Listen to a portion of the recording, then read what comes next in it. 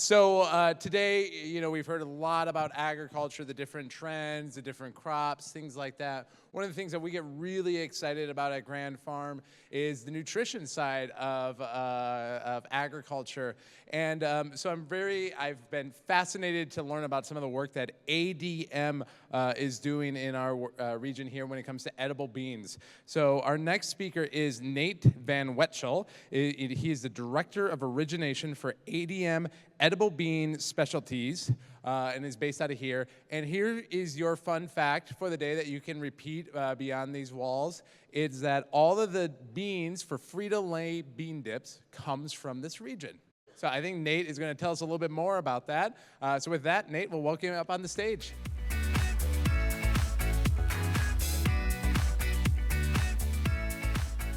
So I got to start by saying Andrew must have been really hard up for speakers because I don't know why the hell I'm here. I'm just the bean guy. Edible beans, dry beans, take your pick. When we talk about this, we're talking about, I feel like Bubba from Forrest Gump when I do this. Pinto beans, black beans, navy beans, small red beans, slow darkening pinto beans, small red beans, what did I miss? Garbanzo beans, kidney beans, white kidney beans, dark red kidney beans, light red kidney beans. I probably missed some there, but that's what we're talking about here. We're not talking about soybeans. We're talking about the stuff that you eat in, like he mentioned, the Fritos bean dip, those little cans in the chip aisle. Phenomenal. And every single one of those beans comes from Cavalier, North Dakota. So that's pretty cool, I think. So for starters, I guess we have to do a little exercise here. You see I put on there beans, the musical fruit. Does everyone remember this when you were young? Beans, the musical fruit. The more you eat, the more you toot, the better feel. So eat your beans for every meal. That's what my hope is for this room. But I have a question. Is it really the musical fruit? Because I think I remember the magical fruit when I was young too. So who was musical? Is that what we're going with? What about magical? Does everyone? Okay, so I'm not an idiot. Everyone was telling me I'm an idiot because, it's not musical, it's not magical, it's musical. So we got some of each, that's good. So I'm just gonna talk a little bit about the dry bean industry as a whole, and please don't fact check my numbers here because I was trying to aggregate this and I was doing this presentation 1,000 miles away from here and just making shit up as I went. So the real thing I wanted you guys to see here is just how insignificant the dry bean industry is in the United States. You got big mother corn on the right, you got soybeans in the bottom left, you got wheat in the top left, and then you even have cotton right up the middle. And then there's just this little sliver of me.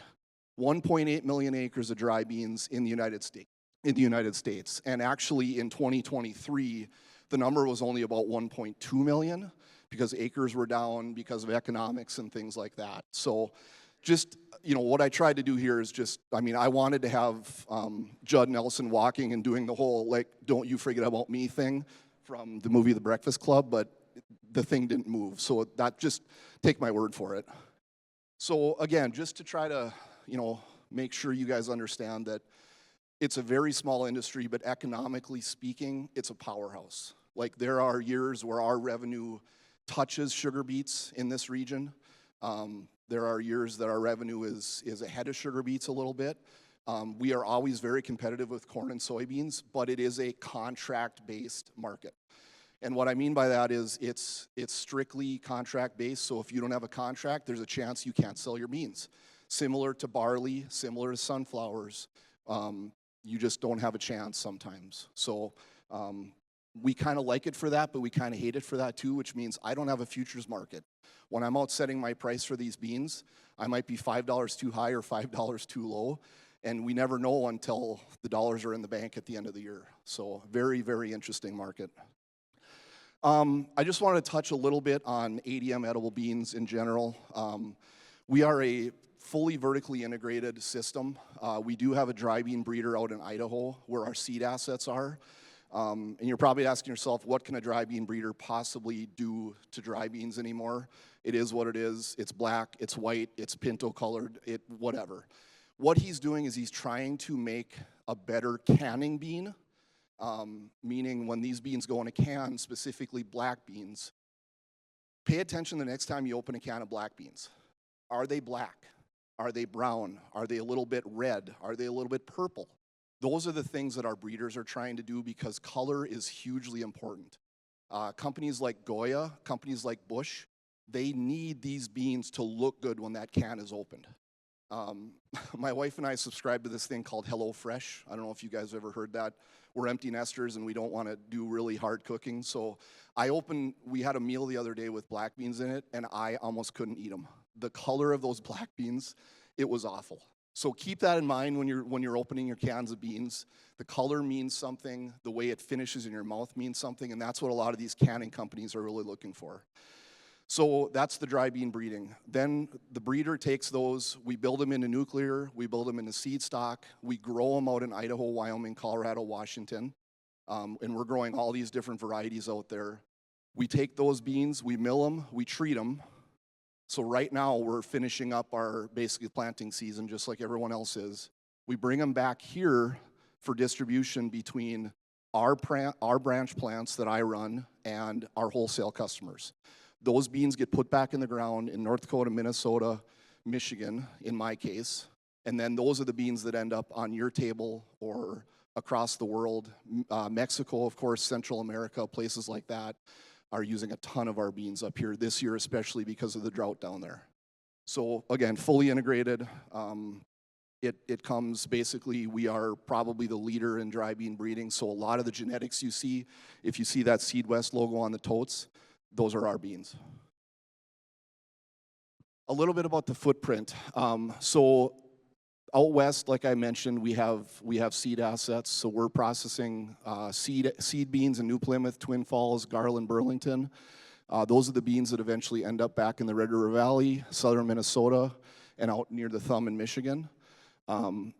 What I did here too is I overlaid all the dry bean producing counties in the US so you can see kind of the areas. It's not in your normal I-state areas, right? These are specialty commodities and they don't necessarily just grow everywhere. So you can see they kind of follow a little bit the sugar beet regions as well. Michigan and the Thumb is a heavy sugar beet area. Even out in Idaho and Wyoming, there's a lot of beets there too, and of course the Red River Valley. So dry beans and sugar beets are really a complementary crop. And again, a lot of times the growers, these are the crops that are making their year when corn and soybeans fall flat on their face. So a lot of people have been talking about grower problems and things like that, and I guess I'm taking things a little different way today. I kind of want to talk about the life cycle of foreign material.